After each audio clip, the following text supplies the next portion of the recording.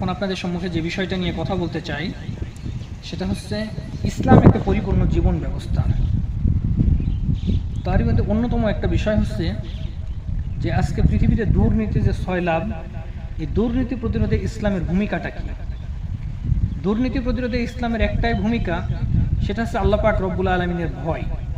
যদি কোনো মানুষের অন্তরে আল্লাহ পাক রব্বুল আলামিনের ভয় থাকে, তাহলে ওই ব্যক্তি পৃথিবীতে কখনো দুর্নীতি করবে না।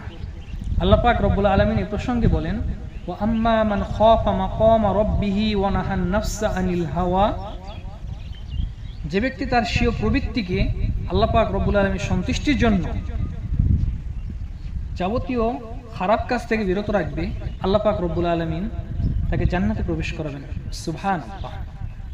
তাই আজকে বাংলাদেশে যে দুর্নীতি সয়লাভ, এবং দুর্নীতি থেকে যদি আমাদেরকে মুক্ত পেতে হয়, এ প্রসঙ্গে একটা বই, দুর্নীতি প্রতিরোধে ইসলাম, এই বইটা সকলকে পড়ার জন্য বিনীত অনুরোধ করছি। আসসালামু আলাইকুম ওয়া রাহমাতুল্লাহ।